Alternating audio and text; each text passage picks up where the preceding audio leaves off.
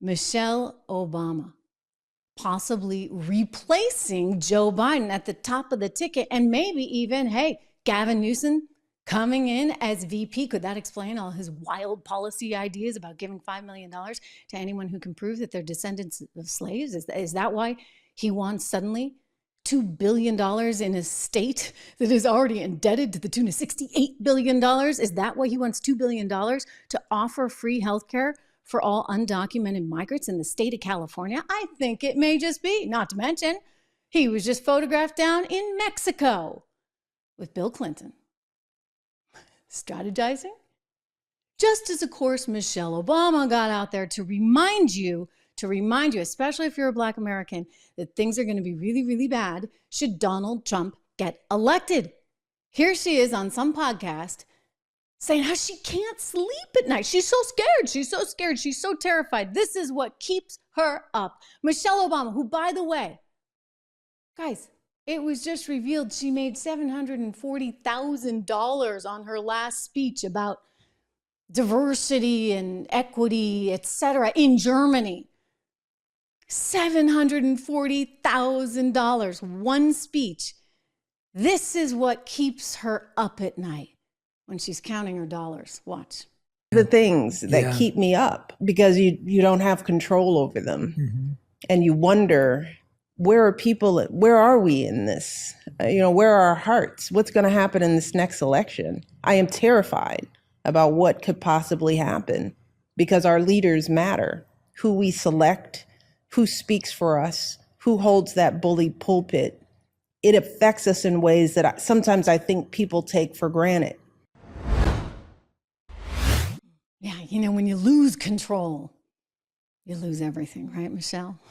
I gotta tell you, this is really something. The JP Morgan analyst came out with his predictions for 2024. This is in honor of Byron Wine, who was a well-known analyst on Wall Street and who died last year. So carrying on that tradition, at JP Morgan, they're predicting that Joe Biden actually bows out sometime between Super Tuesday and the convention. They believe that he's a goner and he's going to cite his health as the reason. Now that I see Michelle out there doing the media circuit, now that I see Gavin down in Mexico with Clinton, now that I see that Barack Obama is like, hey, buddy, we need to talk over to Joe Biden at the White House, I think there may be some there.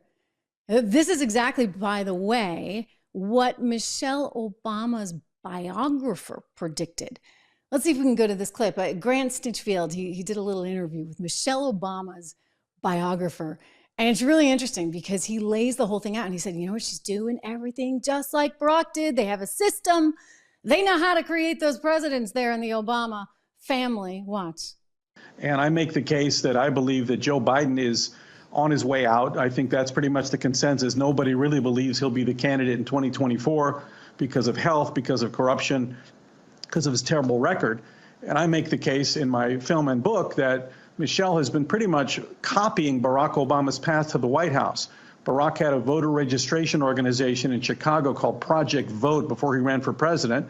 Michelle founded something called When We All Vote that's supported by the Soros Group for $26 million. She's been running around the country registering people for several years. Barack wrote 2 autobiographies, Dreams from My Father and The Audacity of Hope. Sure enough, Michelle wrote 2 autobiographies, Becoming and The Light We Carry. They're also on Netflix as TV specials. And of course, Barack was the keynote speaker who introduced John Kerry at the 2004 Democrat convention. Sure enough, Michelle introduced Joe Biden at the 2020 Democrat convention. So I think she's positioned herself just like... According to him, he's like, she's doing everything like he did. And then they have the added bonus of Joe Biden being so totally, utterly incompetent that, well, she's going to rush right in, rush to the rescue, so to speak.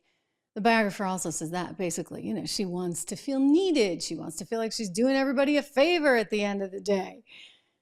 I don't know how Kamala's going to feel about that. I mean, I guess they can kind of say, well, it's okay. It's okay that Michelle's coming in because she's a Black woman. So Kamala, next time around, better luck next time, Kamala Harris. Anyway, I don't know if she gets there, and I'm going to tell you why. So look, I think that the ground game is going to be incredible. I think that Obama ran one heck of an organization, right? He's got his background in the grassroots community organizer thing. He knows how to manage. He knows how to execute. He knows how to get his stuff done. As they say, he knows how to get done. He does, all right? So say what you want about the guy. I don't like him. I don't like his policies. I had hoped he was going to unite us. We got anything but. In fact, all the data proves that. Thanks to him, because he recognized and seized a political opportunity, just as he's trying to do right now. So as a result of this, I think in some ways she can create buzz.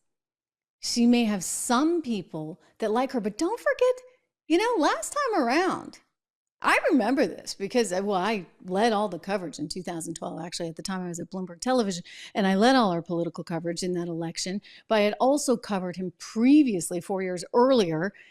And I remember how the campaign really, really tried to keep her quiet because there were a few little things that just didn't go over so well. People didn't like her. They didn't warm up to her. And it wasn't just the whole, being a woman. It had nothing to do with the color of her skin. I think that she at times seemed as though she was ungrateful for the opportunities she's had. And I think that's going to come back to haunt her. Don't forget, this is the woman who makes $740,000 per speech, according to the latest story. That's what she got in Germany. So you're making $740K per speech, Michelle Obama. And yet we've got a lot of tape of you really not liking our country so much, right? Remember this? And then remember how she tried to massage it over? She said that, she had never really been proud of her country. Let's go to this clip. For the first time in my adult lifetime, I'm really proud of my country. And not just because Barack has done well, but because I think people are hungry for change. I mean, when was the last time we've seen a presidential candidate who could claim victories in states like Idaho and Missouri and Washington and Louisiana and Georgia and Maine and Hawaii?